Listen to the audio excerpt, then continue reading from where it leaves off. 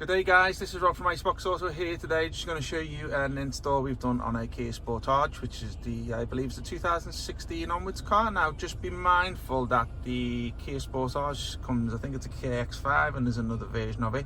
Just be mindful for these here, which is your little slide bars for the air vents, because some cars don't have that. So there is a different type of frame which comes whole, and obviously just if you ordered the wrong frame then it's not going to fit. Not just for the slide bars, there's a slight little angle difference in the other version, so just be mindful for that there. This little slide bar. Okay, so this is I can't even remember what the model is, sorry guys. I've got staff off today, so I'm holding a phone over, so normally it's a bit less shaky. So as you can see, this is our Style 3HV version, which is an 8-core processor, 464 gig of RAM. You can change that to miles per hour if you want there by just doing that. It does work with the original rear camera. Now you do have to let me just double check. So that's the original OEM camera in the back of the car. You do get a free camera with the system anyway, but as I say, it works with the original one if you have it.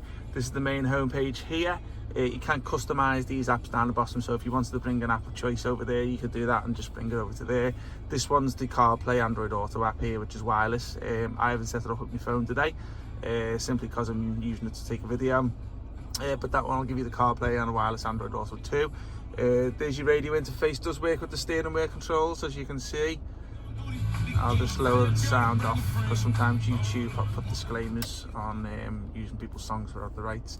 Also use the skip buttons there, which you can see me doing that on the screen but not in the background.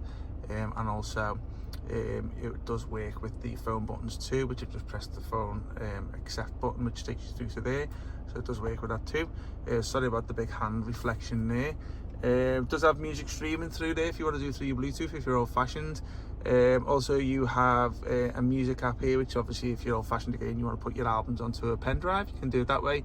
Alternatively, you can do it through the video app here. I'm just going to put a little demo app on there. So as you can see, it's a nice vibrant colours HD screen on this particular system, and you can't even go better than this.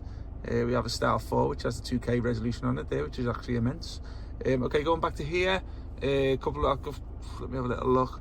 This one takes you into the application center here. As you can see, it's nice, quick and responsive. That's what you're going to get with an 8-core one. Just be mindful if you're going to be buying products cheap online and sellers not even advertising the processors, you know, you're guaranteed you're going to get a 4-core one, which will totally struggle with a lot of the apps. 4-core we do sell, but we only ever advise to use it if you are playing music, MP3, radio player. If you want it for anything like Google Maps or YouTube video, go for an 8-core all day long.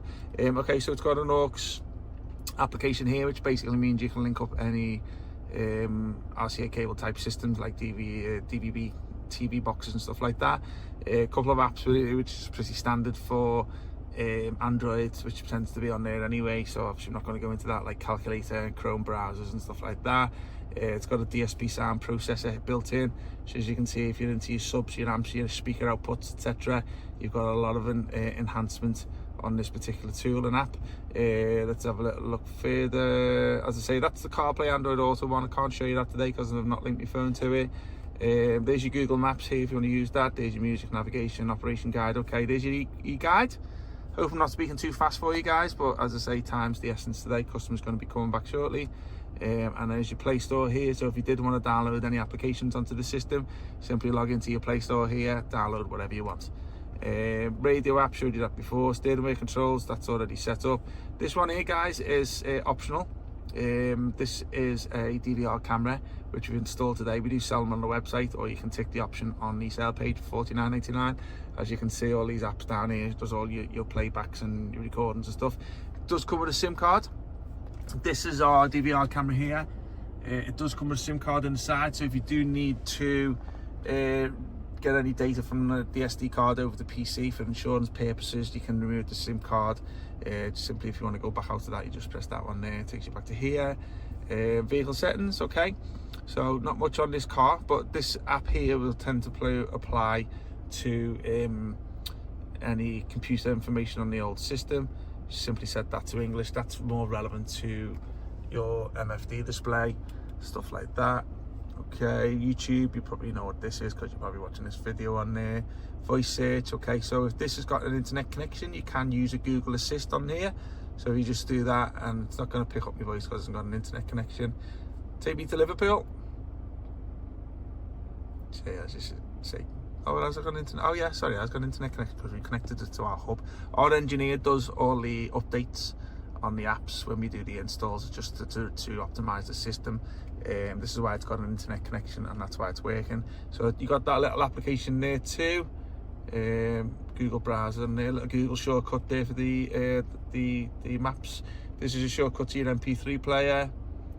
This is a shortcut to your radio stations. This one here, and let me have a little look. This one is a little shortcut to your navigation. So you can put any maps of choice onto that little app there. Just have to do that in settings, and this one is your back-end settings here. So this takes you into all your Android settings for like factory settings, general, device, user, system, and this factory. If you ever need to get into here, the password's 3368 on this model. If you want to get into there, you shouldn't really have to play around with that one, to be honest with you, unless we advise otherwise. But yeah, I hope you liked the video, guys. What you get for this particular system is this screen here, this frame here, which you can see all around there. They're the original air vents which pop into the screen, pop into the frame, and you get all this particular system. Okay, all these buttons down here are manual use. It will bring up a application on the bottom center there, so if I do that, you can see that there. Now it does work, as you can see, when you're pressing the buttons, the little AC is going up and down. It does work with that, but you can't expect it to work with the touchscreen because it just doesn't work like that. The particular times that it does work with touchscreen is when you're actually removing the physical buttons, but you don't actually remove them on this car, so you just use the physical ones, and it does show up on the screen there. Okay, hope you liked the video, guys, and I'll see you soon with a new video. We'll put the link down below to the description, all our contact details, and as always, if you ever need a shout, give us a holler. Thank you, bye bye.